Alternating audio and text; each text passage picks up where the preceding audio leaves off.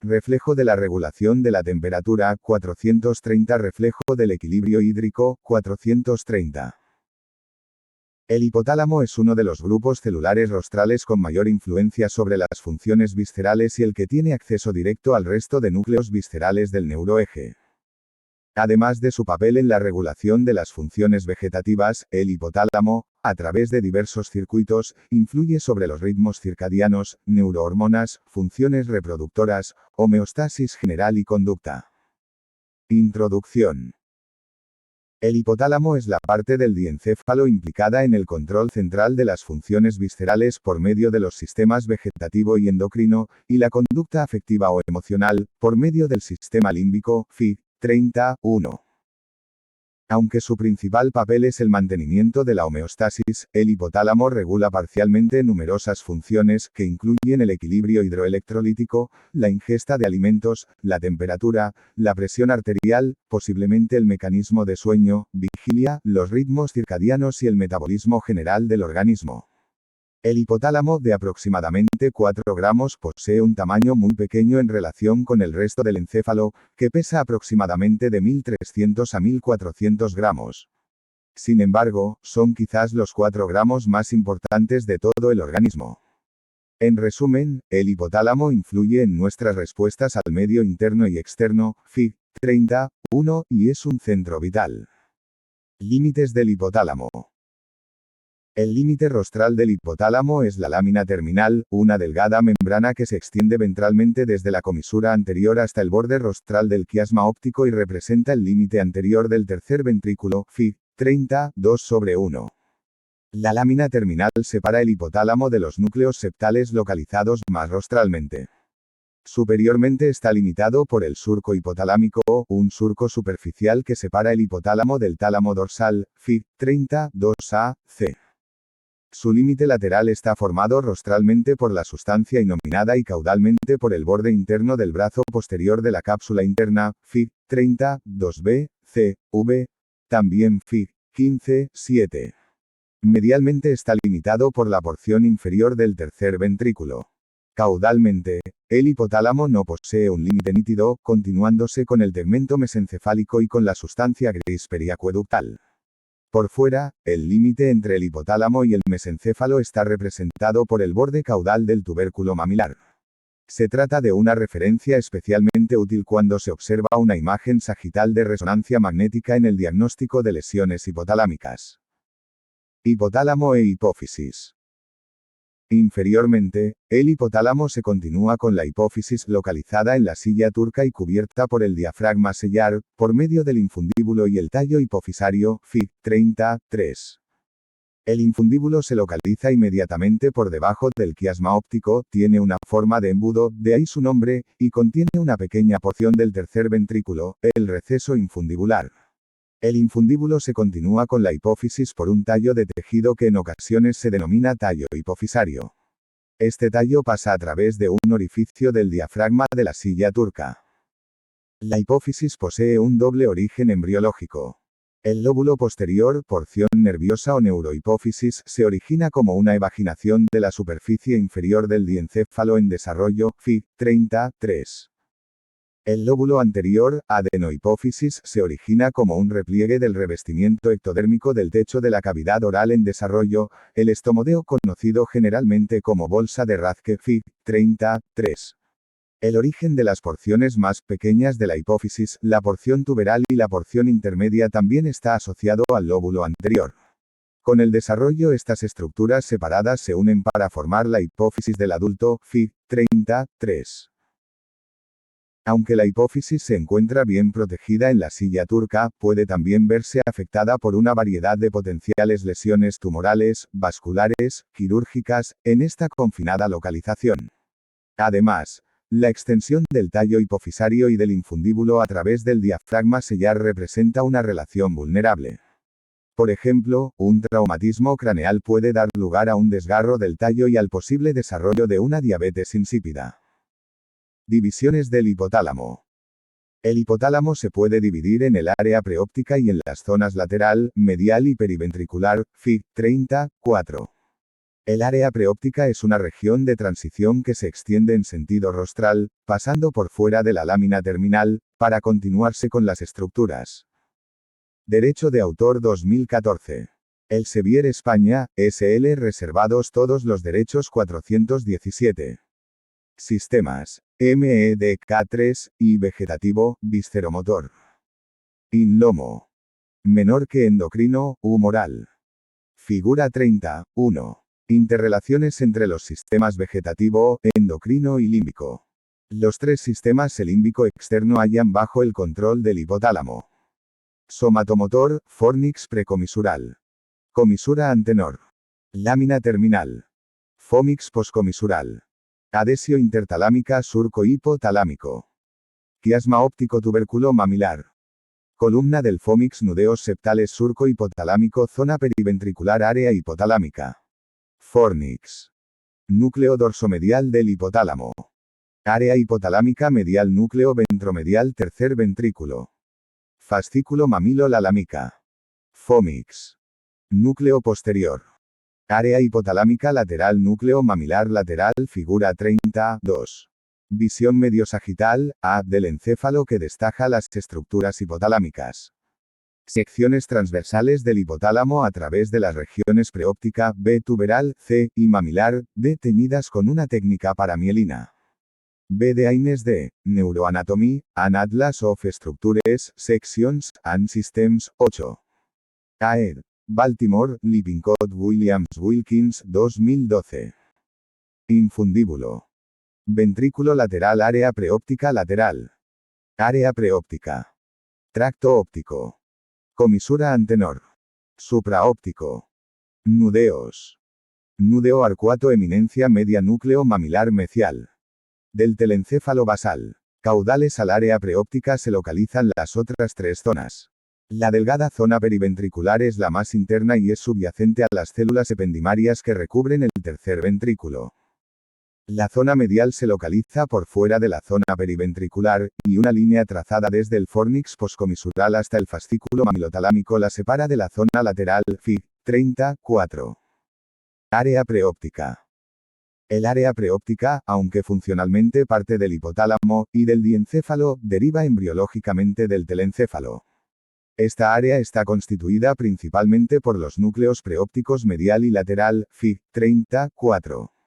El núcleo preóptico medial contiene neuronas que fabrican la hormona liberadora de gonadotropina, GnRH. La GnRH es transportada a lo largo del tracto tuberoinfundibular a los capilares del sistema porta hipofisario y desde este hasta el lóbulo anterior de la hipófisis, Fig. 30, 5, v. Tabla 30, 2, donde provoca la liberación de gonadotropinas, hormona luteinizante y hormona. Figura 30, 3. Contribución del estomodeo y del encéfalo en desarrollo a la formación de la hipófisis del adulto. Los defectos del desarrollo de esta región pueden dar lugar a un craneofaringioma, denominado también tumor de la bolsa de Rathke. Estimulante del folículo. Al ser continua la liberación de gonadotropina en los varones y cíclica en las mujeres, el núcleo preóptico medial de los varones tiende a ser más activo y, en consecuencia, mayor que el de las mujeres. Por ello, suele denominarse núcleo sexualmente dimórfico del área preóptica. Este núcleo influye también en las conductas relacionadas con la ingesta, actividades reproductoras y locomoción. El núcleo preóptico lateral se localiza inmediatamente rostral a la zona hipotalámica lateral, Fig. 30, 4. Su función no está totalmente establecida. Sin embargo, gracias a sus conexiones con el pálido ventral, puede participar en la regulación de la locomoción. Algunos investigadores consideran que los núcleos del área preóptica forman parte de la región supraóptica de la zona hipotalámica medial. Zona lateral. La zona lateral, Fig. 30, 4 contiene un gran paquete de axones que reciben en conjunto el nombre de fascículo telencefálico medial, Fig. 30, 4, v. También Fig. 30, 9.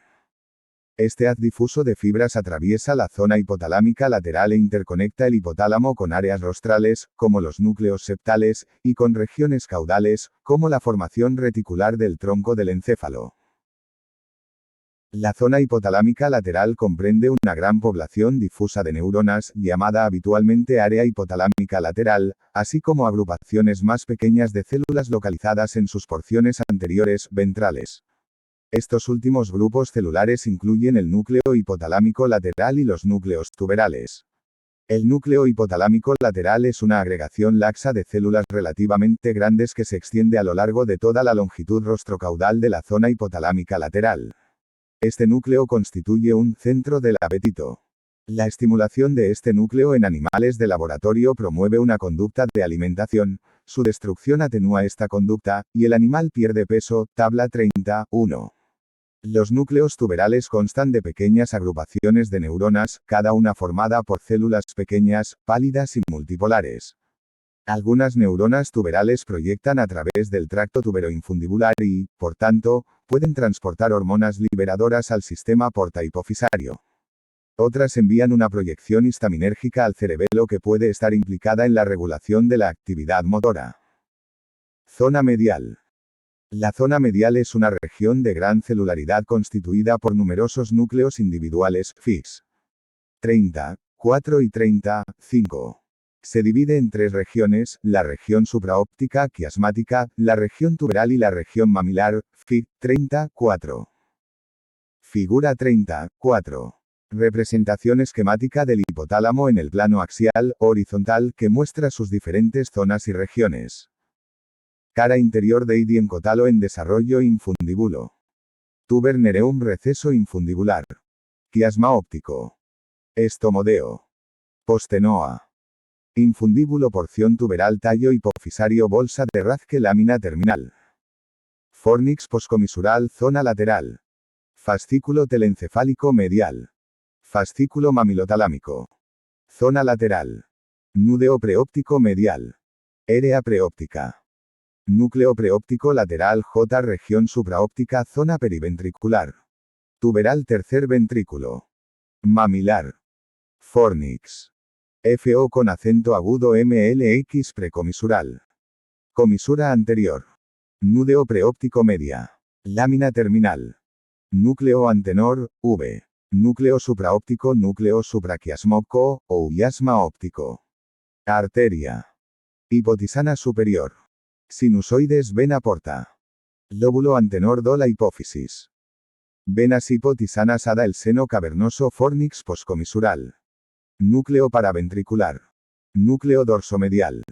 Del hipotálamo. Fascículo mamilotalámico. Tilde búdeo posterior. Área hipotalámica lateral. Núcleos ventromediales núcleos mamilares. Núdeo arcuato. Tracto tuberoinfundibular trecto supraóptico hipofisario lóbulo posterior de la hipófisis. Arteria hipofisana inferior. Sinusoides. Venas hipolisanas. Lóbulo intermedio. Figura 30.5. Visión mediosagital del hipotálamo que destaca los núcleos que contribuyen a formar los tractos tuberoinfundibular y supraóptico hipofisario, el sistema porta hipofisario y las relaciones generales del fornix y del fascículo mamilotalámico. Tabla 30.1 Efecto de la estimulación o de la lesión de los principales núcleos hipotalámicos. Núcleo estimulación de lesión de núcleo. Supraquiasmático. Ajusta la fase del reloj circadiano. Interrumpe el ritmo circadiano. Núcleo supraóptico o paraventricular aumenta la volemia, la presión arterial y el metabolismo diabetes insípida. Núcleo hipotalámico lateral. Aumenta la ingesta de alimento. Disminuye la ingesta de alimento. Núcleo ventromedial disminuye la ingesta de alimento. Aumenta la ingesta de alimento. Núcleo dorsomedial rabia simulada disminuye la conducta agresiva y disminuye la ingesta de alimento. Tubérculo mamilar. La memoria a corto plazo no se transforma en memoria a largo plazo. Antes de describir los principales núcleos de la zona medial, debe recalcarse que los núcleos que forman cada una de estas regiones se sitúan por dentro de estructuras superficiales que señalan la localización o posición de dicha región específica, Fig. 30.6. Por ejemplo, la región supraóptica se localiza a nivel del quiasma óptico Fig. 30.5 y 30.6. La región tuberal es la parte más extensa del hipotálamo y en general se corresponde con el tuber cinereum fix. 30, 5 y 30, 6. La región mamilar es la más posterior de las tres y se localiza en la zona de los tubérculos mamilares fix. 30, 5 y 30, 6.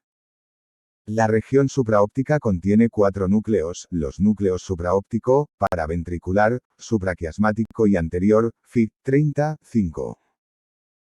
Las neuronas de los núcleos supraóptico y paraventricular contienen oxitocina y hormona antidiurética, ADH, del inglés antidiuretic hormone, o vasopresina, y transmiten estas sustancias a la hipófisis posterior a través del tracto supraóptico hipofisario para su liberación al sistema circulatorio, Fig. 30, 5. Las funciones de estas hormonas se analizan más adelante en este capítulo. El núcleo supraquiasmático recibe una aferencia directa de la retina y puede influir sobre otras estructuras hipotalámicas, como el núcleo preóptico medial. Se cree que el núcleo supraquiasmático puede influir en los ritmos circadianos, fluctuaciones hormonales secundarias a los ciclos de luz, oscuridad. El núcleo anterior se localiza inmediatamente caudal al área preóptica. Aunque interviene en una amplia variedad de funciones viscerales y somáticas, muchas de sus neuronas participan en el mantenimiento de la temperatura corporal. La región tuberal contiene 3 núcleos, los núcleos ventromedial, dorsomedial y arcuato, fix. 30, 2C y 30, 5.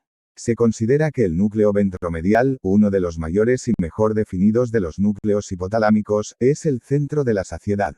Si este núcleo es estimulado en el laboratorio, el animal de experimentación se despreocupa de su conducta alimentaria. A la inversa, una lesión de este núcleo hace que el animal coma excesivamente y aumente de peso. Tabla 30, 1. El núcleo dorsomedial, localizado inmediatamente por encima dorsal del núcleo ventromedial, participa en funciones relacionadas con la emoción o, al menos, con la conducta emocional. En los animales de laboratorio, la estimulación del núcleo dorsomedial provoca una conducta desmesuradamente agresiva, que solo dura el tiempo que se mantiene la estimulación. Tabla 30, 1. Este fenómeno, conocido como rabia simulada, Sam Rage, también puede desencadenarse por la estimulación de otras zonas hipotalámicas y extrahipotalámicas. El núcleo arcuato es la principal localización de neuronas que contienen hormonas liberadoras. Estas sustancias llegan a la hipófisis anterior a través del tracto tuberoinfundibular y del sistema portahipofisario, influyendo en la liberación de diversas hormonas hipofisarias, Fig. 30, 5. Las lesiones del hipotálamo humano suelen implicar a múltiples núcleos. Los déficits observados en animales de experimentación también se encuentran, en diferentes combinaciones y con distintos grados, en humanos con lesiones de estructuras hipotalámicas o que las afectan. La región mamilar contiene 4 núcleos, los núcleos mamilares medial, intermedio y lateral y el núcleo hipotalámico posterior. Fix. 30, 2/1, D y 30, 5. El núcleo mamilar medial es de gran tamaño y derecho de autor. ELSEVIER. FOTOCOPIARSIN. AUTORIZACION.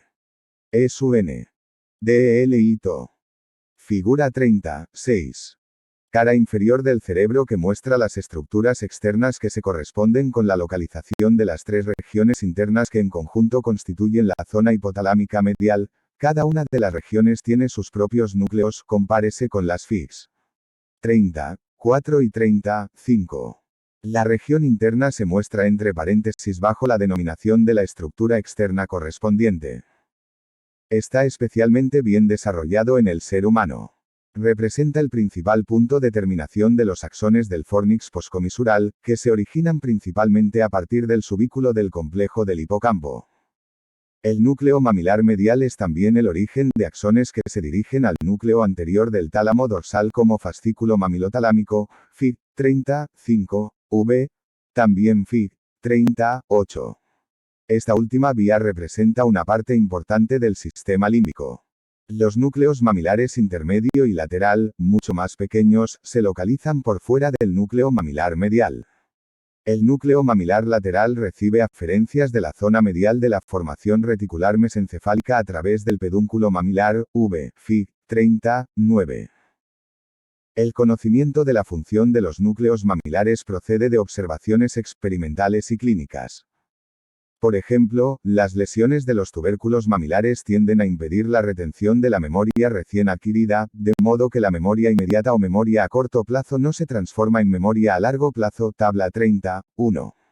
Un paciente con una lesión mamilar no tiene dificultad en recordar acontecimientos que ocurrieron meses o años antes de la lesión.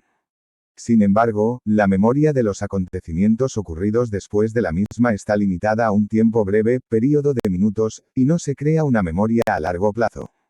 Como resultado de esta amnesia anterógrada, los pacientes afectados suelen presentar graves dificultades para aprender nuevas tareas y transformar estas experiencias en memoria a largo plazo. Estos déficits específicos de memoria son característicos del síndrome de Korsakoff, un trastorno causado por la carencia de tiamina y que se asocia típicamente al alcoholismo crónico. Los defectos de la memoria en este síndrome están ocasionados por la degeneración progresiva de los tubérculos mamilares y de estructuras cerebrales relacionadas funcionalmente, como el complejo del hipocampo y el núcleo dorsomedial del tálamo. Los pacientes con síndrome de Korsakoff pueden tener dificultad para comprender la información escrita y para mantener conversaciones coherentes porque tienden a olvidar lo que acaban de leer o decir. Una característica interesante de este síndrome es la tendencia del paciente a la fabulación, es decir, a combinar fragmentos de recuerdos de diversos hechos en una síntesis de memoria de un acontecimiento que nunca ocurrió. El núcleo hipotalámico posterior se continúa de modo casi imperceptible con la sustancia gris periacueductal del mesencéfalo. Por ello, se asocia a la misma multitud de funciones emocionales, cardiovasculares y analgésicas que se han atribuido a esta última. Zona periventricular. La zona periventricular, Fig. 34, que no ha de confundirse con el núcleo paraventricular, es una región muy delgada constituida por pequeños somas celulares situados por dentro de la zona medial e inmediatamente subyacente a las células ependimarias del tercer ventrículo. Muchas neuronas de la zona periventricular sintetizan hormonas liberadoras. Estas neuronas se proyectan a través del tracto tuberoinfundibular al sistema porta-hipofisario para influir en la liberación de diversas hormonas por la hipófisis anterior. Por consiguiente, muchas de las neuronas de la zona periventricular desempeñan una función similar a la de las neuronas del núcleo arcuato. Regulación del apetito. El núcleo hipotalámico lateral, tal como se ha mencionado anteriormente, suele denominarse centro del apetito. Ello se debe a que su estimulación produce conductas de alimentación, mientras que su lesión inhibe la motivación para ingerir alimentos. La estimulación y las lesiones del núcleo ventromedial tienen efectos opuestos. Tabla 30, 1. Por tanto, generalmente se considera al núcleo ventromedial como el centro de la saciedad. Recientemente han aparecido nuevos conceptos relativos al apetito que amplían lo que se conoce sobre este tema. Estos conceptos, que implican una variedad de hormonas y péptidos, se explican brevemente de la forma siguiente. Los adipocitos segregan una hormona, leptina, que es transportada hacia los receptores de leptina localizados en diversas neuronas del núcleo arcuato. Algunas de estas neuronas contienen los péptidos hormona estimulante de los melanocitos A, AMSH, del inglés melanocite, stimulating hormone, y el transcrito regulado por cocaína y anfetamina, CART, del inglés cocaine and amphetamine, regulate transcript. Otras neuronas del núcleo arcuato contienen el neuropéptido INPY, y el péptido relacionado con la proteína agouti, AGRP, del inglés agouti, related peptide. Las neuronas que contienen AMSH y CART se proyectan al hipotálamo lateral, al núcleo paraventricular y al asta lateral de la médula espinal. Estas proyecciones promueven un aumento de la hormona estimulante del tiroides, TSH, del inglés tiroid, stimulating hormone, y de la hormona adrenocorticotropa, ACTH, del inglés adrenocorticotropic hormone. Se produce con ello un aumento del metabolismo, un aumento del tono simpático y una disminución de la ingesta de alimento. Las neuronas que contienen NPY y AGRP se proyectan también al hipotálamo lateral y al núcleo paraventricular. Estas proyecciones promueven la disminución de TSH y de ACTH y producen una disminución del metabolismo, un aumento del tono parasimpático y un aumento de la ingesta de alimento. Se supone que este aumento de la ingesta de alimento está mediado en parte por las neuronas hipotalámicas laterales que contienen los péptidos neurotransmisores hormona concentradora de melanina y orexina. Las neuronas quiasma óptico. Región quiasmática, supraóptica, tubor cinereum, región tuboral, tallo infundibulo y polisane. Tubérculo mamar, región mamilar. Contienen estos péptidos se proyectan a amplias áreas del córtex cerebral y podrían estar implicadas en la promoción de diversas conductas de alimentación. Irrigación del hipotálamo. El hipotálamo y algunas estructuras inmediatamente adyacentes están irrigados por pequeñas arterias perforantes que se originan del polígono de Willis, Fig. 37. Las ramas procedentes de la arteria comunicante anterior y el segmento AJ de la arteria cerebral anterior constituyen el grupo anteromedial de las arterias perforantes, V, también Fig. 8-17. En general, estos vasos irrigan los núcleos del área preóptica y de la región supraóptica, los núcleos septales y las porciones rostrales del área hipotalámica lateral. Unas pocas arterias perforantes pueden originarse también de la bifurcación de la arteria carótida interna. Las pequeñas arterias perforantes que se originan de la arteria comunicante posterior y del segmento PJ de la arteria cerebral posterior constituyen el grupo posteromedial, V, Fig. 37, V, también Fig. 8-17. Estos vasos irrigan principalmente los núcleos de las regiones tuberal y mamilar. Las ramas que se originan de la porción rostral de la arteria comunicante posterior se distribuyen a la región tuberal, mientras que la región mamilar está irrigada por ramas de las partes caudales de la arteria comunicante posterior y de PJ. Además, el grupo posteromedial envía también ramas a las partes media y caudal del área hipotalámica lateral. Las grandes arterias talamoperforantes suelen originarse de PJ. Aunque estos vasos se distribuyen principalmente hacia áreas rostrales del tálamo dorsal, también dan lugar a algunas pequeñas ramas que entran en el hipotálamo posterior. Las arterias hipofisarias se originan a partir de la arteria carótida interna.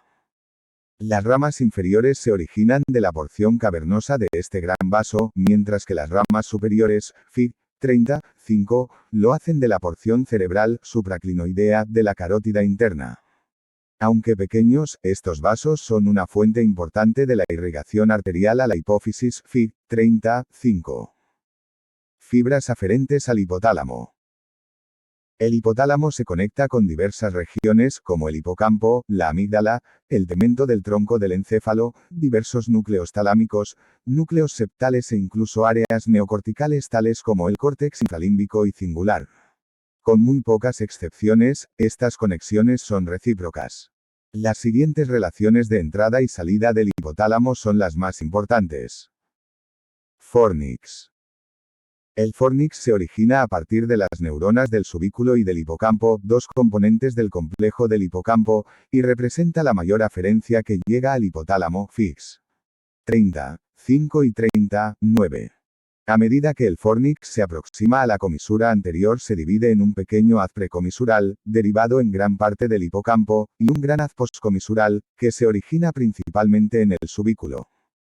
El primero alcanza los núcleos septales y preópticos y la región hipotalámica anterior, mientras que el segundo se proyecta principalmente al núcleo mamilar medial, y en menor medida al núcleo anterior del tálamo y al hipotálamo lateral, Fig. 38 y 39. Fascículo telencefálico medial. El fascículo telencefálico medial es una estructura mixta difusa que contiene principalmente fibras que discurren rostrocaudalmente a través de la zona hipotalámica lateral. Contiene fibras ascendentes y descendentes que interconectan los núcleos septales, incluido el núcleo accumbens, el hipotálamo y el tegmento mesencefálico, Fig. 39. Fibras amigdalo-hipotalámicas.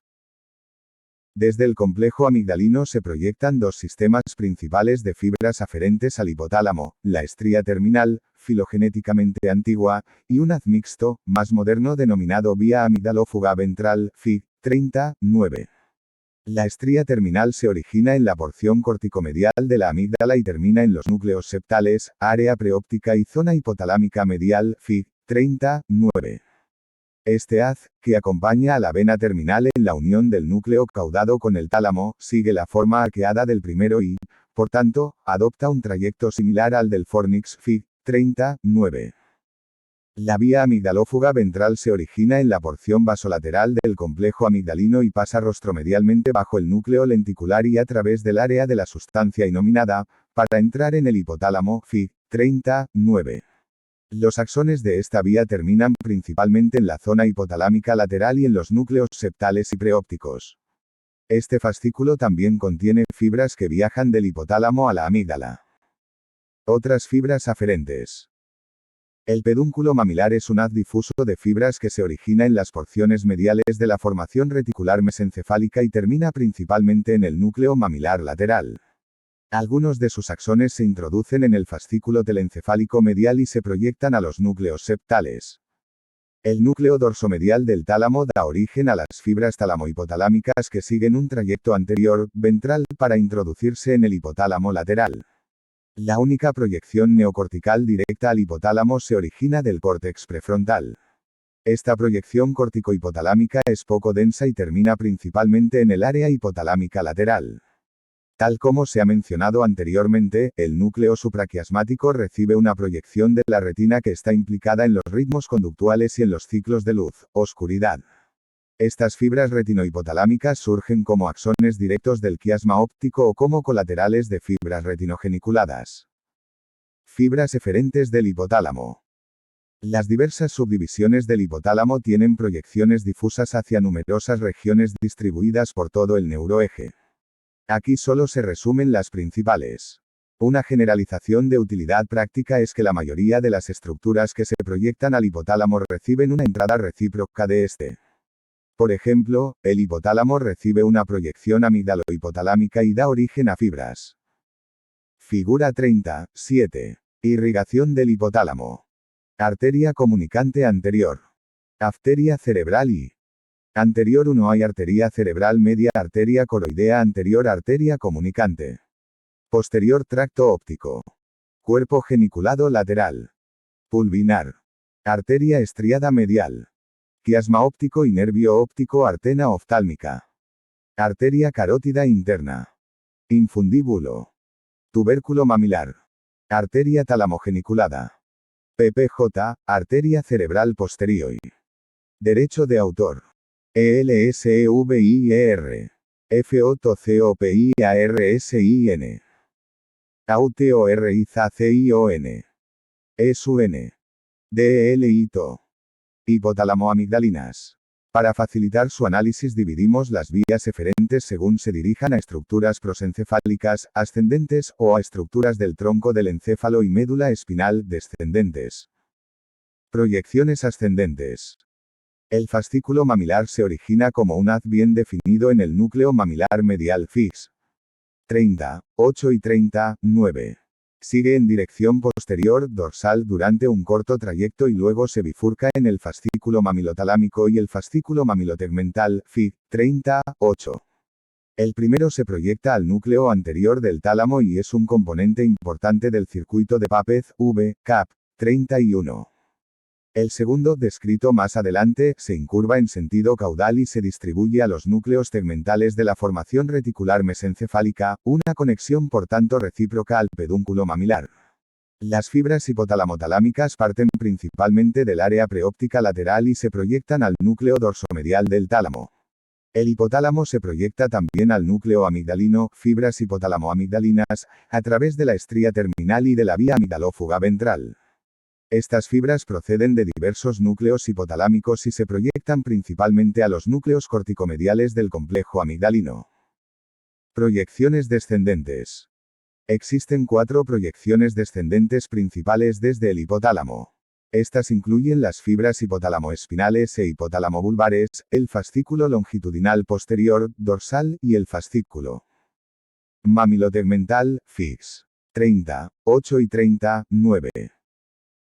Las fibras hipotálamo-espinales e hipotálamo-vulvares se originan principalmente del núcleo paraventricular, aunque algunas se originan en células de las áreas hipotalámicas lateral y posterior, Fig. 38. Estas fibras descienden a través de la sustancia gris periacueductal y de la formación reticular adyacente del mesencéfalo y del puente rostral y luego se desplazan hacia una posición anterolateral, ventrolateral, en el bulbo. Las fibras hipotálamo-bulbares terminan en el núcleo solitario, motor dorsal del vago, ambiguo y otros núcleos del bulbo anterolateral. Las fibras hipotálamo-espinales atraviesan la sustancia gris periacueductal y el tegmento dorsal del mesencéfalo y del puente. A continuación se desvían hacia afuera, pasando a través del bulbo anterolateral y del cordón lateral de la médula espinal, para terminar en las neuronas de la columna celular intermediolateral, células preganglionares viscerales eferentes generales.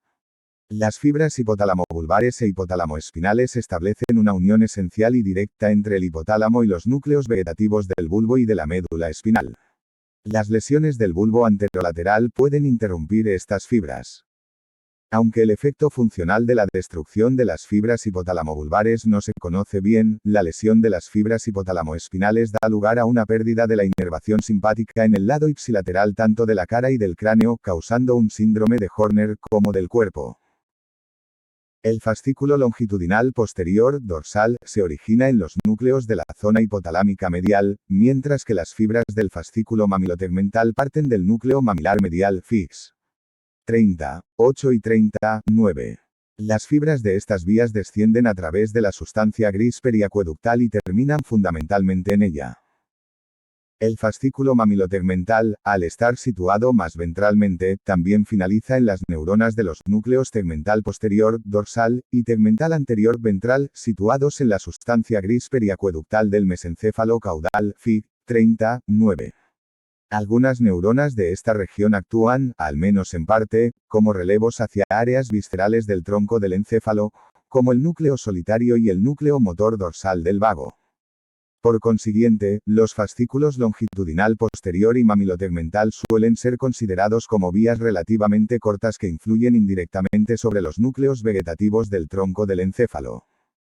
Fascículo mamilotalámico nuctoo dorsomedial. Del hipotálamo. Pineal núcleo postenor. Asterisco fascículo mamilar. Núcleos mamilares fómix. Giro. Cingular. Hacia el córtex frontal. Estría terminal, ST-ter. JI núcleo dorsomedial del tálamo.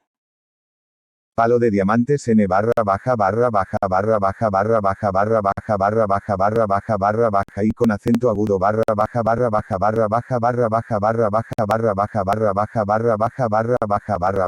Fómix. Nuco. Antenor.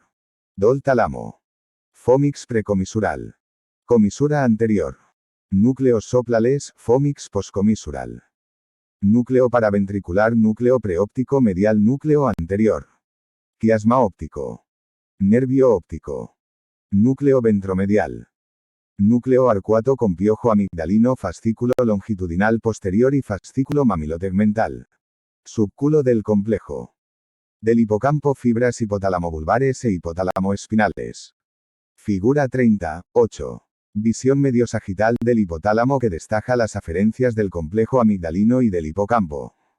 También se muestran los orígenes de las fibras descendentes al tronco del encéfalo y a la médula espinal. Relina. Amígdala vasolateral. Amígdala corticomedial. Formación del hipocampo. Vía ambladótuga estria terminal, fascículo teleocelálico medial. Al núcleo anterior del tálamo por el fascículo mamilolámico. Comisura anterior, núcleos septales. Fornix precomisural. Fornix poscomisural.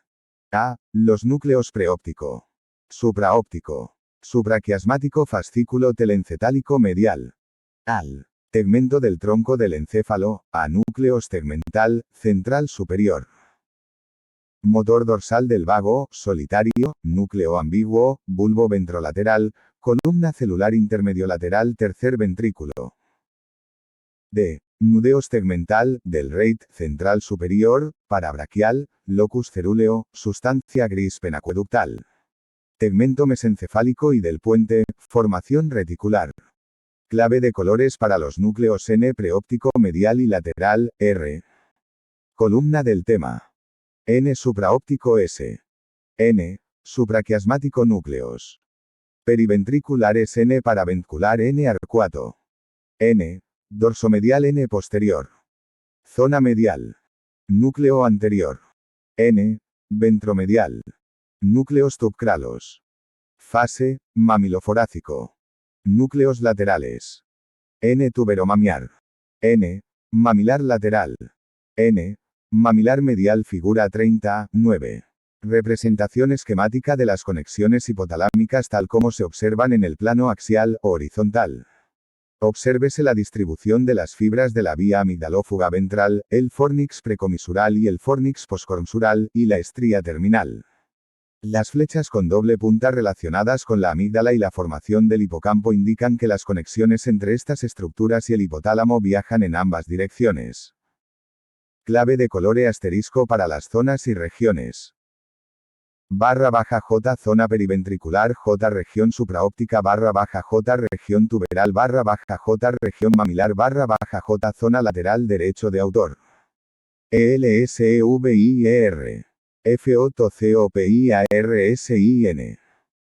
AUTORIZACION. ESUN. DELITO. Conexiones HIPOTALAMICASINTRINSECAS. Las vías que interconectan los múltiples núcleos del hipotálamo son numerosas y complejas.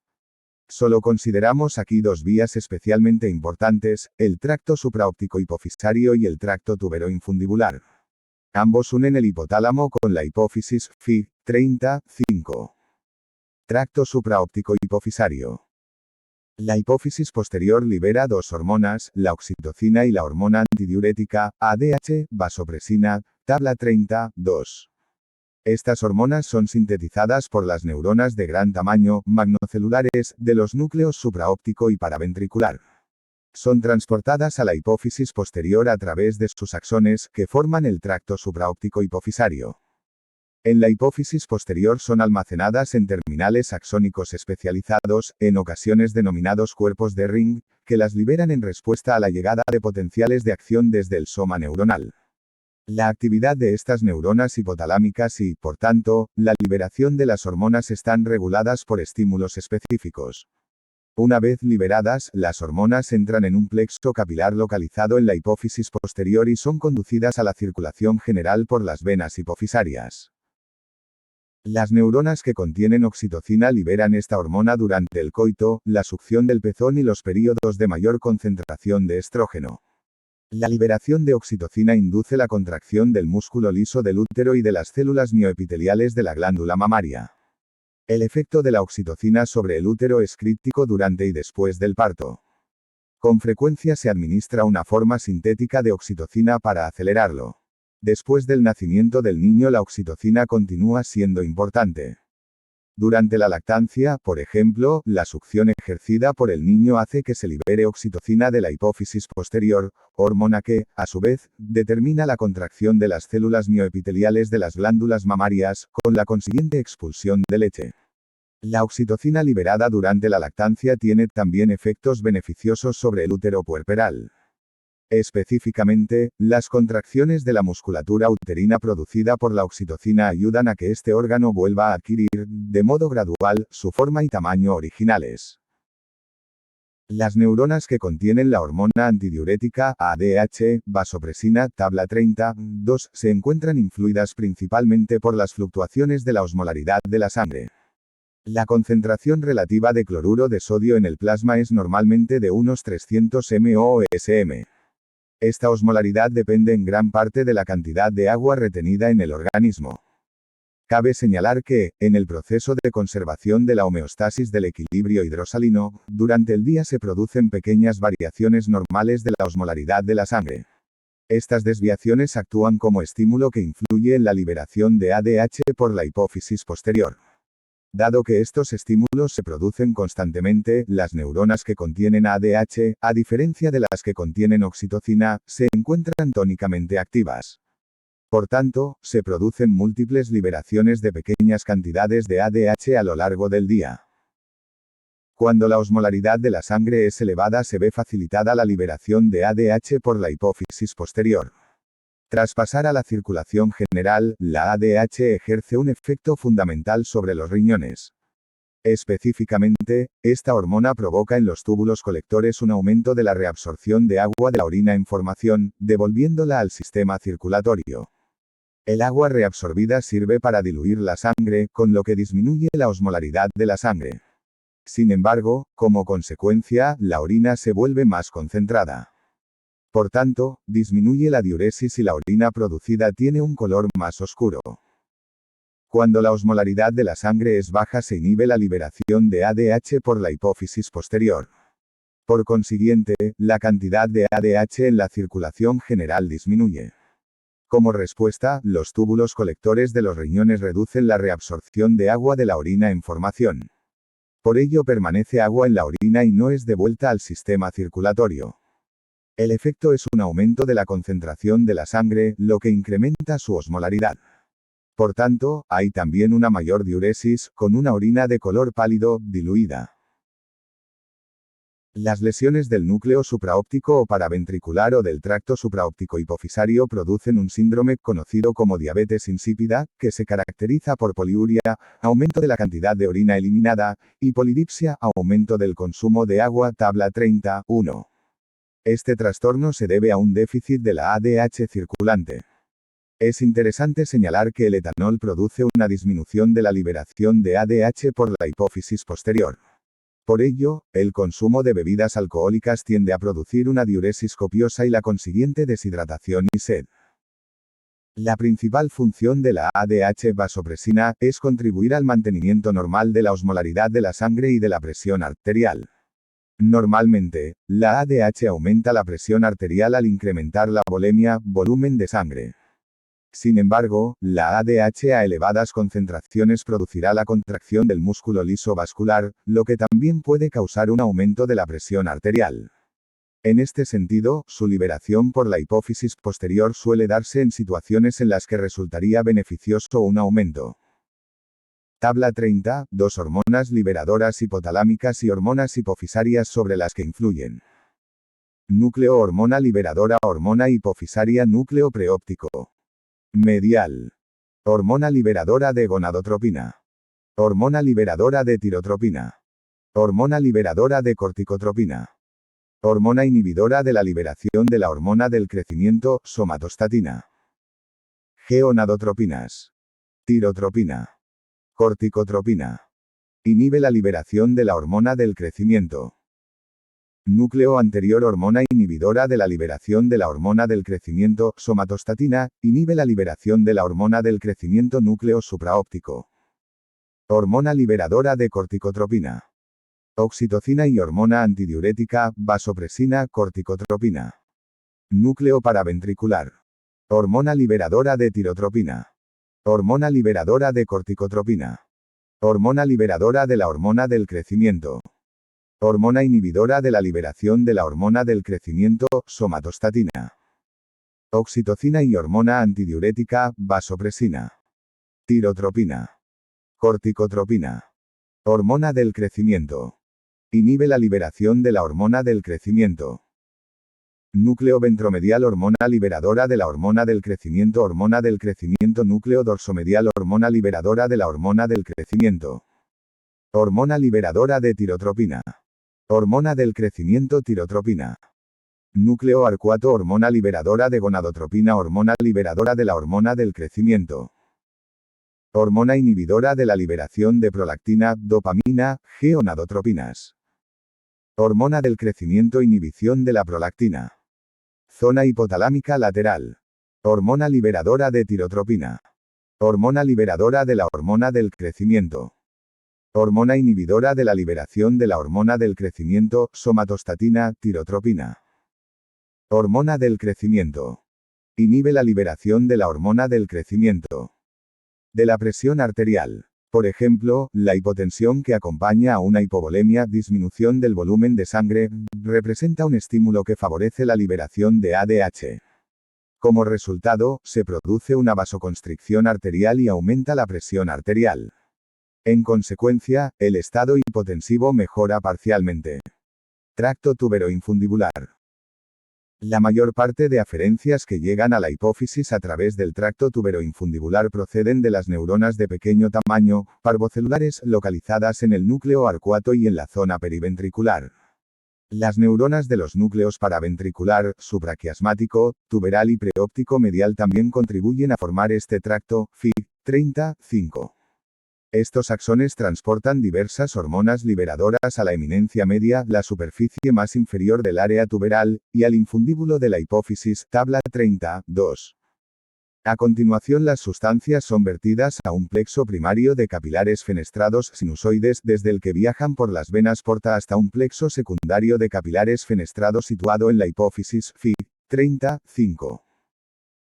Las hormonas liberadoras del hipotálamo incluyen la hormona liberadora de tirotropina, la hormona liberadora de la hormona del crecimiento, la hormona inhibidora de la liberación de la hormona del crecimiento, somatostatina, la hormona liberadora de la corticotropina, la hormona liberadora de gonadotropina y la hormona liberadora de prolactina, tabla 32. En el lóbulo anterior las hormonas hipotalámicas regulan el funcionamiento de las células adenohipofisarias productoras de hormonas. Las hormonas de la adenohipófisis incluyen la hormona del crecimiento que afecta principalmente al desarrollo del sistema musculoesquelético, gonadotropinas, que influyen sobre el ovario y el testículo, corticotropina, que actúa sobre la corteza de la glándula suprarrenal, tirotropina, dirigida a la glándula tiroides, y prolactina, que afecta a la producción de leche, tabla 32. Estas hormonas abandonan la hipófisis anterior a través de las venas hipofisarias y se distribuyen por la circulación general. Tumores hipofisarios. La hipófisis se halla vinculada anatómica y funcionalmente al hipotálamo. En efecto, muchas de las funciones hipotalámicas se expresan a través de la hipófisis. Las hormonas convencionales y las hormonas liberadoras fabricadas en el hipotálamo son transportadas a través de los tractos supraóptico hipofisario y tuberoinfundibular y son liberadas al sistema porta hipofisario. Pequeñas lesiones hipotalámicas pueden bloquear la elaboración y transporte de estas sustancias, afectándose así de forma negativa las funciones hipofisarias. De modo similar, los tumores, adenomas que asientan en la hipófisis pueden invadir fácilmente el hipotálamo vecino y poner en peligro sus funciones. Por ello, en este momento resulta oportuno tratar brevemente los tumores hipofisarios. Aunque los defectos visuales no son un tema específico de este capítulo, Cap 2.0, suelen presentarse en pacientes afectos de tumores hipofisarios. Estos déficits pueden poner de manifiesto una lesión del nervio óptico inmediatamente rostral al quiasma, del propio quiasma, fibras no decusadas o fibras decusadas, o del tracto óptico inmediatamente caudal al quiasma. Por ejemplo, un tumor hipofisario que ejerza presión sobre el quiasma óptico puede dañar los axones que se originan en la mitad nasal de cada retina, ocasionando una pérdida de visión en la mitad temporal del campo visual de cada ojo, hemianopsia bitemporal, con lo que se reduce la visión periférica, Fig. 30-10. Los tumores hipofisarios representan el 12% de los tumores cerebrales primarios.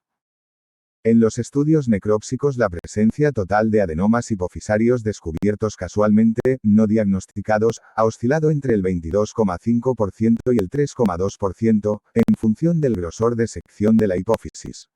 Los tumores hipofisarios que se diagnostican con mayor frecuencia entre los jóvenes no suelen ser malignos.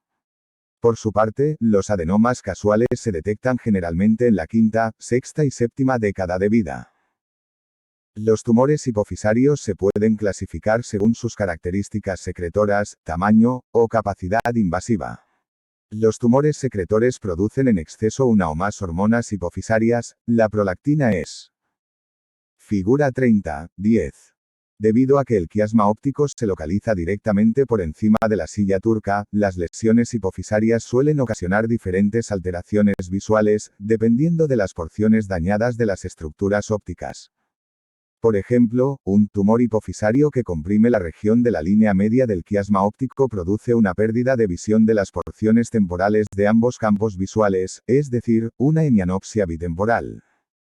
La hormona más comúnmente afectada. Una segunda clasificación se basa en su tamaño. Los microadenomas son tumores cuya dimensión es inferior a 1 centímetro, mientras que los tumores mayores de 1 centímetro de diámetro se denominan macroadenomas. Una tercera clasificación de estos tumores atiende a su grado de invasividad. Los tumores invasivos pueden erosionar y extenderse a la dura madre e incluso al hueso esfenoides. Los tumores hipofisarios no secretores no producen hormonas y, en consecuencia, muchas veces quedan sin diagnosticar hasta que no alcanzan un tamaño considerable y ejercen presión sobre las estructuras vecinas, P, EJ, el quiasma óptico y el hipotálamo. Los pacientes con estos grandes tumores tienen síntomas que suelen consistir en trastornos visuales, en un 60% a un 70% de los pacientes, y cefaleas. Tumores secretores. Tumores secretores de la hormona del crecimiento.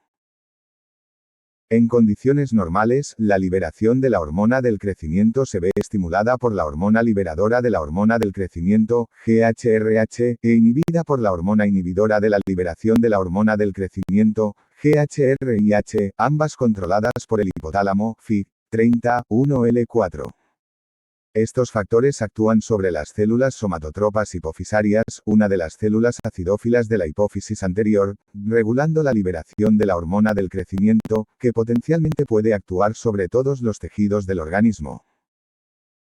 Los efectos de la hormona del crecimiento, también llamada somatotropina, están mediados por el hígado a través del factor de crecimiento insulinoide I, IGF-1, del inglés insulin, like growth TH factor I, en ocasiones denominado somatomedinas, que actúa de forma secundaria sobre los tejidos periféricos, especialmente el tejido conjuntivo y el metabolismo óseo, así como sobre el metabolismo hepático.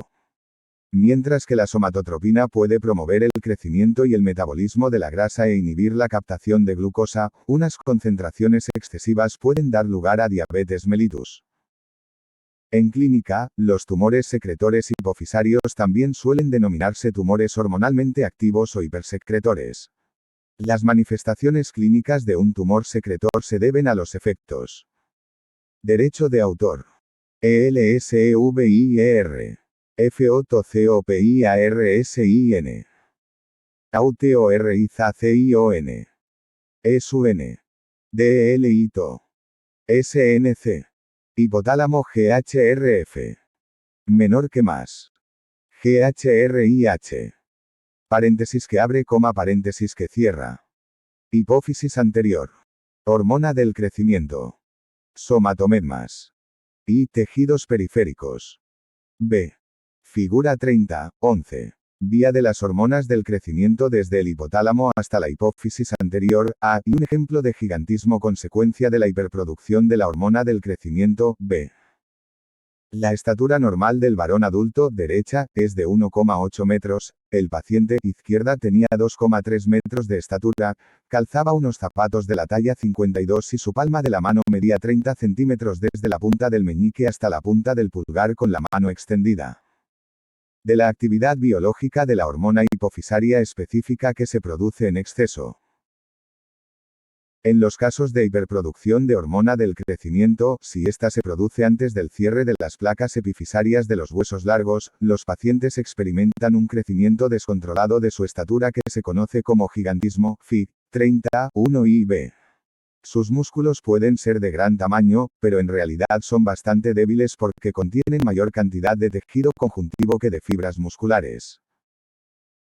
Por otra parte, la hiperproducción de hormona del crecimiento tras el cierre de las placas epifisarias da lugar a un trastorno denominado acromegalia, que hace referencia al agrandamiento de los dedos del paciente, Fi30-12/1. Es típico que los pacientes con acromegalia muestren cambios faciales, Fi30-12b, con elongación de la cara, maloclusión mandibular y diastemas, espacios, en la dentadura inferior. Otros cambios incluyen la protrusión de los senos frontales y mastoideos, una nariz bulbosa, engrosamiento de los labios y unas manos y pies de gran tamaño, Fi30-12b. Asociadas a estas manifestaciones externas se encuentran un excesivo engrosamiento de la cortical ósea, insuficiencia cardíaca secundaria a cardiomegalia, así como hipertensión y diabetes mellitus. Figura 30-12. Mujer con acromegalia. Obsérvese el aspecto característico de las grandes manos, A, y de sus rasgos faciales, B. Tumores secretores de tirotropina. Una forma mucho menos frecuente de tumor hipofisario puede derivar de la hiperproducción de hormona tirotropina, con el resultado de un hipotiroidismo o un hipertiroidismo. Con frecuencia los pacientes sufren alteraciones de la función cardiovascular, así como temblor.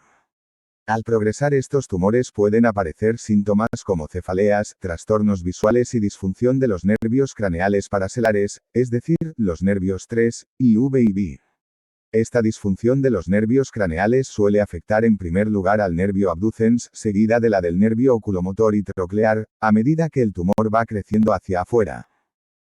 Tumores secretores de la hormona adrenocorticotropa, enfermedad de Cushing. En situaciones de estrés el sistema nervioso central actúa a través de un reloj biológico para hacer que el hipotálamo comience a producir la hormona liberadora de corticotropina, CRH, del inglés corticotropin, releasing hormone, que estimula las células corticotropas de la hipófisis anterior. A su vez, estas células hipofisarias liberan la hormona adrenocorticotropa, ACTH. Esta hormona actúa sobre la corteza suprarrenal para liberar cortisol, que ejerce una retroalimentación negativa tanto sobre la liberación hipotalámica de CRH como de la liberación hipofisaria de ACTH, Fig. 30-13. La liberación de cortisol oscila durante el período de 24 horas en respuesta a las señales alternantes procedentes del hipotálamo. Las concentraciones plasmáticas pueden ser relativamente altas en algunos momentos de este ciclo de 24 horas o relativamente bajas, Fig. 30-13b.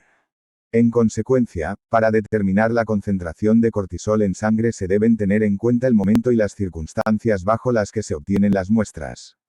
Una hiperproducción de corticotropina produce una forma de hiperadrenalismo conocida como enfermedad de Cushing, Fig. 30-14. En este caso, el exceso de ACTH procedente de la hipófisis provoca una secreción suprarrenal de cortisol excesiva con las características clínicas clásicas de la enfermedad de Cushing. En general, los pacientes afectados muestran obesidad central, del tronco, cara de luna llena, hirsutismo facial y una 11-1-1-1-1. B12 4 de la madrugada 8 de la mañana 12 del mediodía 4 de la tarde 8 de la tarde 12. Hipotálamo. Más CRH hipófisis anterior. ACTH corteza suprarrenal. Cortisol. Figura 30-13. Vía de la CRH desde el hipotálamo y de la ACTH desde la hipófisis anterior que controla la liberación de cortisol por la glándula suprarrenal, A, y fluctuación de las concentraciones plasmáticas de cortisol durante un periodo de 24 horas, B. Obsérvese que la liberación de cortisol varía cada hora, B, línea de regreso, pero es máxima, B, línea roja, entre las 4 y las 8 de la mañana y mínima entre las 10 de la noche y las 4 de la mañana, aproximadamente. Esta fluctuación característica debe tenerse en cuenta cuando se realiza una determinación de las concentraciones plasmáticas de cortisol. Joroba dorsal cervical, habitualmente denominada joroba de búfalo, que es consecuencia de una hipertrofia de la almohadilla adiposa de esta zona, Fig. 30-144. La obesidad centrípeta presenta como rasgo distintivo las estrías violáceas, marcas de estiramiento. Estas estrías son claramente diferentes de las que se observan durante el embarazo o en personas demasiado obesas. Las estrías de la enfermedad de Cushing, Fig. 30-14b, son de color púrpura a violeta, mientras que en otras situaciones suelen ser de color blanco pálido. Estos pacientes tienen también hiperpigmentación, Fig. 30-14c, facilidad para la formación de hematomas, hipertensión, osteopenia y labilidad emocional. Tumores secretores de prolactina. Una producción excesiva de prolactina en las mujeres da lugar al síndrome de galactorrea, producción de leche, Fig. 30-15/1, y amenorrea, ausencia de períodos menstruales. La hiperprolactinemia se observa de forma fisiológica durante un embarazo normal. Sin embargo, la amenorrea, sin galactorrea, puede observarse en mujeres con un cuerpo muy atlético y con escasa grasa corporal. Está mediada por un mecanismo fisiológico diferente y no guarda relación con una causa patológica. El hipotálamo influye sobre las células lactotropas de la hipófisis anterior para aumentar la producción de prolactina a través de la acción del factor liberador de prolactina, PRF, del inglés prolactin, releasing factor, o para inhibir su producción mediante la acción del factor inhibidor de la prolactina, PIF, del inglés prolactin, inhibiting factor, Fig. 30-15b. Sin embargo, la prolactina es una hormona hipofisaria que se encuentra inhibida tónicamente, en este sentido, predomina la vía inhibidora, Fig. 30-15b, flecha gruesa. Este predominio de la vía inhibidora se ve interrumpido durante el embarazo, el nacimiento y la lactancia. Después del nacimiento, el reflejo de succión estimula aún más la secreción de PRF y promueve la producción de prolactina, lo que asegura, a su vez, una mayor producción de leche. Cuando cesa la lactancia natural domina de nuevo la vía del PIF, falta el reflejo de succión y cesa la producción de leche. Este proceso suele estar acompañado por una disminución del tamaño mamario. Sin embargo, hay otras causas de hiperprolactinemia que requieren su diferenciación de un tumor o del embarazo, PEJ, hipotiroidismo, consumo de fármacos. En los hombres, una hiperprolactinemia puede manifestarse por disminución de la libido, impotencia o infertilidad. Este tipo de tumor hipersecretor es una causa frecuente de infertilidad masculina. Tumores secretores de gonadotropina. La cascada de acontecimientos que dan lugar a la producción de las hormonas luteinizante, LH, del inglés luteinizing hormone, y estimulante del. Figura 30, 14. Enfermedad de Cushing debida a una hiperproducción de corticotropina. Obsérvese la obesidad central, la cara de luna llena y la joroba cervical características, A. Las estrías de esta enfermedad, B, pueden ser muy evidentes y tienen un color purpúreo. La hiperpigmentación, C, vista aquí como áreas ovaladas oscuras sobre los nudillos, es también un rasgo distintivo. Derecho de autor. ELSEVIER. FOTCOPIARSIN. AUTORIZACION. ESUN. DELITO. Folículo, FSH, del inglés follicle, stimulating hormone, se inicia a partir de la liberación de la hormona liberadora de gonadotropina, GnRH, del inglés gonadotropin, releasing hormone, del hipotálamo hacia la hipófisis anterior, Fig. 30, 16. Las células gonadotropas de la hipófisis producen, a su vez, LH y FSH, que influyen sobre el ovario en la mujer y el testículo en el hombre, Fig. 30, 16/1, b. Los tumores secretores de gonadotropina producen ya sea un exceso de LH o bien un exceso de FSH. La hipersecreción de FSH no produce síntomas conocidos en el hombre ni en la mujer posmenopáusica. Sin embargo, en mujeres menopáusicas una liberación excesiva de FSH puede interrumpir completamente el ciclo menstrual. Se ha señalado que la liberación de LH produce cambios puberales prematuros, pubertad precoz, en los varones y posiblemente una alteración de los ciclos ováricos en las mujeres. Sin embargo, en la mayoría de los casos, los adenomas gonadotropos se manifiestan clínicamente por su efecto masa, con trastornos visuales, cefaleas y, en ocasiones, diplopia, visión doble causados por la compresión del nervio oculomotor secundaria a la extensión lateral del tumor. En los hombres el hipotálamo libera GnRH, que controla la liberación por las células gonadotropas tanto de FSH como LH. Estas actúan predominantemente sobre los testículos regulando la función gametogénica, producción de esperma, y la función endocrina, liberación de testosterona. Los niveles hormonales pueden inhibir la liberación de GnRH, FSH y LH a través de una retroalimentación negativa, Fig. 30, 16b. En las mujeres el ciclo menstrual está regulado por la liberación hipotalámica de GnRH, que produce a su vez una liberación secuencial de FSH y de LH que actúan sobre los ovarios. La interacción entre la liberación cíclica de estrógeno y de progesterona así como la posible participación de la inhibina son factores determinantes de la regulación intrínseca del ciclo menstrual Fig. 30, 16a. SNC. Menor que T, hipotálamo. Factor. Liberador de prolactina PRF, palo de diamantes, factor. Inhibidor de prolactina. HPIF. Hipófisis anterior. Reflejo de succión. B. Prolactina. Mamas otros tejidos. Figura 30, 15. Producción de leche en una mujer no embarazada debida a un prolactinoma, A, y vía de la liberación de PRF y PIF del hipotálamo a la hipófisis anterior, que modula el aumento o la disminución de la producción de prolactina, B. Funcionamiento regional del HIPOTALAMO. Debido a las interrelaciones que existen entre los sistemas vegetativo, endocrino y límbico, Fig. 30.1, y al pequeño tamaño del hipotálamo, es difícil asignar una función específica a cada uno de sus núcleos individuales. Algunos núcleos hipotalámicos participan en funciones que son compartidas con otros núcleos cercanos. Por tanto, estos otros núcleos pueden participar en funciones que no son estrictamente propias. En cambio, pueden actuar de forma conjunta en la realización de funciones que son atribuibles a regiones hipotalámicas más que a núcleos específicos. Aunque las funciones de algunos núcleos hipotalámicos están bien establecidas, las de otros no se conocen por completo. Por ello, y debido a que muchos núcleos hipotalámicos participan en funciones regionales, algunos investigadores señalan que el hipotálamo no debe ser considerado una estructura constituida por centros funcionales individuales, como el centro del apetito o el de la saciedad, tabla 30.1. Además, teniendo en cuenta la interrelación funcional que existe entre ciertos núcleos de determinadas regiones hipotalámicas, cabe interpretar el funcionamiento del hipotálamo en términos regionales. Las observaciones clínicas corroboran este enfoque. SNC. H. T. B. Hipotálamo, asterisco. Más GNRH, mayor que hipófisis antenor. FSH. Inhibina. Testículos. Testosterona. B.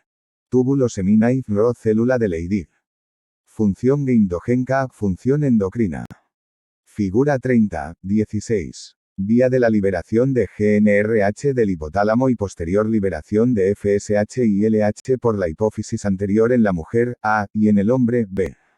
En la mujer, A, la compleja interacción de la FSH y la posterior liberación secuencial de LH dan lugar al ciclo menstrual normal. En el hombre, B, los factores de liberación son vertidos de modo simultáneo pero tienen efectos diferenciales sobre los testículos. Atendiendo a las observaciones clínicas y a los datos experimentales, el hipotálamo puede dividirse en dos áreas que comparten funciones similares pero opuestas. Estas regiones son las áreas caudolateral y rostromedial del hipotálamo, Fig. 30.4. En general, el área caudolateral comprende la zona hipotalámica lateral y la región mamilar, y el área rostromedial consta de la región supraóptica y gran parte de las regiones tuberales, Figs. 30.8 y 30.9. Hipotálamo caudolateral. La activación, estimulación, del hipotálamo caudolateral produce unas manifestaciones conductuales que generalmente se asocian al estrés. Incluyen 1. Aumento de la actividad de la división simpática del sistema vegetativo, 2. Aumento de la conducta agresiva, 3. Aumento del hambre y 4. Aumento de la temperatura corporal como consecuencia de una vasoconstricción cutánea y escalofríos. Una lesión del hipotálamo caudolateral ocasiona típicamente manifestaciones opuestas a las causadas por la estimulación. Por ejemplo, el daño de esta región da lugar a una inhibición de las actividades simpáticas y disminución de la temperatura corporal. Hipotálamo rostromedial. La activación, estimulación, del hipotálamo rostromedial produce manifestaciones conductuales que se asocian generalmente con la satisfacción. Incluyen 1. Aumento de la actividad de la división parasimpática del sistema vegetativo, 2. Aumento de la conducta pasiva, 3. Aumento de la saciedad y 4. Disminución de la temperatura corporal, debido a vasodilatación cutánea y sudoración. La sudoración es un proceso algo singular. Aunque las glándulas sudoríparas están inervadas por fibras nerviosas simpáticas, la sudoración es compatible con una función parasimpática ya que ayuda a mantener una baja temperatura. El hecho de que los terminales simpáticos que inervan la mayoría de las glándulas sudoríparas sean colinérgicos, al igual que los terminales parasimpáticos que inervan las vísceras, y que la sudoración pueda desencadenarse desde el hipotálamo rostromedial apoya esta interpretación. Las lesiones del hipotálamo rostromedial suelen producir conductas opuestas a las descritas con la estimulación. Por ejemplo, su lesión origina una inhibición de las funciones parasimpáticas y un aumento de la temperatura corporal. Reflejos hipotalámicos. Todas las funciones vitales del hipotálamo, incluidas el mantenimiento de la presión arterial, la temperatura corporal y el equilibrio hídrico, están controladas por reflejos cuya regulación es típicamente inconsciente. Sin embargo, algunas personas pueden aprender a alterar ciertas respuestas hipotalámicas a través de fármacos u otros procedimientos. Por ejemplo, un entrenamiento de biorretroalimentación, biofeedback, capacita a ciertas personas a alterar la presión arterial y la temperatura corporal, que generalmente se hallan bajo control hipotalámico. Los mecanismos neurales subyacentes a estas habilidades son en gran parte desconocidos. El medio interno está controlado parcialmente por reflejos hipotalámicos, que se encuentran típicamente mediados por los sistemas vegetativo y endocrino, Fig. 30.1. En las siguientes secciones se describen 3 ejemplos. Reflejo varoreceptor. El reflejo varoreceptor, que se describe con más detalle en el CAP 19 y se ilustra en las Figs. 19.8 y 19.9, regula la presión arterial en respuesta a estímulos procedentes de los varoreceptores del arco aórtico y del seno carotídeo. Estos receptores se denominan extrínsecos porque están fuera del sistema nervioso central. Detectan variaciones de la presión arterial y transmiten esta información a las neuronas del núcleo solitario del bulbo. Estas neuronas se proyectan y estimulan a las células del núcleo motor dorsal del vago, las cuales se proyectan a su vez hacia los ganglios terminales del corazón e influyen sobre la frecuencia cardíaca. Una presión arterial elevada activa el núcleo solitario, lo que produce una disminución de la frecuencia cardíaca y de la fuerza de la contracción cardíaca y, por tanto, una disminución de la presión arterial. Una disminución de la presión arterial tiene el efecto contrario. El hipotálamo es capaz de influir sobre el reflejo varoreceptor a través de una vía algo más compleja. El núcleo solitario contiene células que transmiten la información de los varoreceptores a los núcleos hipotalámicos paraventricular, dorsomedial y lateral. A su vez, las neuronas de estos núcleos se proyectan al núcleo motor dorsal del vago del bulbo. Por esta vía, el hipotálamo puede ejercer un fuerte efecto modulador sobre la sensibilidad del reflejo varoreceptor. Reflejo de la regulación de la temperatura. El reflejo que mantiene una temperatura corporal constante depende de la estimulación de neuronas especializadas sensibles a la temperatura situadas en el hipotálamo, denominados receptores intrínsecos porque se hallan dentro del sistema nervioso central. Cuando la temperatura de la sangre que llega al hipotálamo se eleva por encima de lo normal, estas neuronas estimulan regiones del hipotálamo rostral que son responsables de la activación de los mecanismos fisiológicos para la disipación del calor, sudoración y vasodilatación cutánea. Estos efectos están mediados por vías vegetativas. A la inversa, cuando la temperatura de la sangre desciende por debajo de lo normal, los sensores de temperatura estimulan regiones del hipotálamo caudal que activan mecanismos de conservación del calor, vasoconstricción cutánea, mediada por vías vegetativas, y de producción de calor, escalofríos, a través de vías reticuloespinales. Reflejo del equilibrio hídrico. Tal como se ha señalado anteriormente, el volumen y la osmolaridad de la sangre se mantienen constantes por mecanismos reflejos. A diferencia de los reflejos varoreceptor y de regulación de la temperatura, que son totalmente neurales, el reflejo del equilibrio hídrico es neurohumoral. Su brazo eferente consta de una señal hormonal transmitida por la ADH. En síntesis, el reflejo posee el siguiente funcionamiento. La osmolaridad de la sangre está monitorizada por neuronas especializadas osmosensibles localizadas en el hipotálamo anterior cerca de los núcleos preóptico y paraventricular. Las señales de estos receptores influyen sobre las neuronas productoras de ADH de los núcleos supraóptico y paraventricular, controlando su liberación. Cuando la osmolaridad sanguínea es demasiado elevada se incrementa la liberación de ADH y aumenta la reabsorción de agua por los túbulos colectores renales. Cuando la osmolaridad de la sangre es demasiado baja se inhibe su liberación y se reduce la reabsorción de agua por el riñón. En consecuencia, no se reabsorbe agua hacia la sangre sino que permanece en la orina. Bibliografía e información complementaria. La lista completa está disponible en Bibliografía e información